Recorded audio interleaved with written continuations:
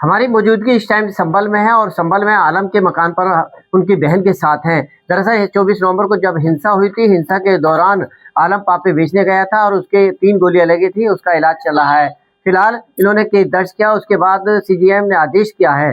आदेश में यहाँ के जो अनुज चौधरी के अलावा अनिल तोमर जो प्रभारी थे और उसके अलावा 12 पुलिस कर्मचारी के खिलाफ किया गया है। फिलहाल अब देखना ये है कि किस तरह से आगे क्या है, लेकिन इनकी क्या केस दर्ज किया था। क्या नाम है आपका? जी, हमारा नाम रजिया।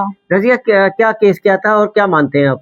हमने केस दर्ज किया था कि पुलिस वालों ने हमारे भाई को 3 गोलियां मारी हैं और हम ये चाहते हैं कि हमारे भाई को इंसाफ मिले हमें, और हम अपने घर वालों की पुलिस से मतलब सेफ्टी चाहते हैं। हमें अपने घर वालों का, क्योंकि पुलिस वाले तो पहले हमें धमकी देते थे, तो हमें इसी बात का डर है कि कोई कुछ कर ना दे या पुलिस मतलब हमें धमकाए नहीं या कुछ नहीं करे, तो बस यही डर है कि हम सेफ्टी चाहते हैं और इंसाफ चाहते हैं अदालत से। जैसे अदालत ने आदेश दिया है, अब कैसा लग रहा है आपको? हमें अच्छा लग रहा है। हमें मतलब जज पे वो है मतलब फक्र है कि हाँ उन्होंने इंसाफ किया है और मतलब आगे भी इंसाफ करें।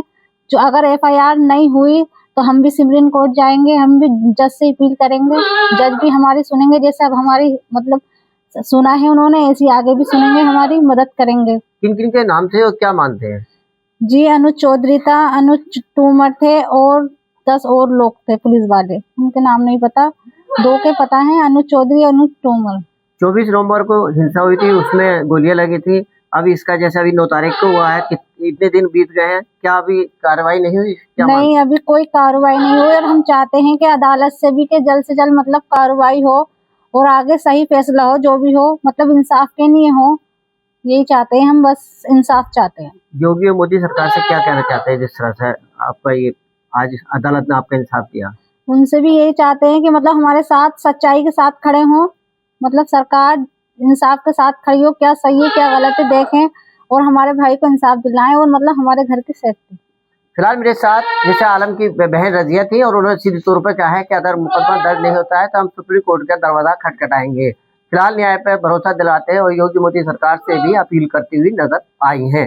सर, जिस तरह से संभल में 24 नवंबर को हिंसा की लगातार सड़कों में संपर्क चल रहा है, अभी जिस तरह से उसमें हिंसा में गोली लगी थी, उसके पिता ने एक केस डाला था सीजीएम के, उसने आदेश किया है कि अनुज चौधरी और यहाँ पर 12 पुलिस कर्मचारियों सहित के मुकदमा दर्ज किया जाए। क्या नजरिए देखते हैं? और अभी एक ट्वीट भी किया गया है एमपी जिया रहमान बर्फ द्वारा और सियासत शुरू हो गई।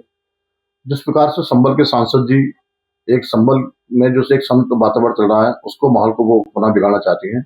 मैं केवल यही कहना चाहूंगा कि ये विषय न्यायालय का है, ये विषय पुलिस प्रशासन के बीच का है, ये विषय न्यायिक आयोग के बीच का है। इस संबंध में हम लोगों को, राजनीतिक लोगों को नहीं बोलना चाहिए।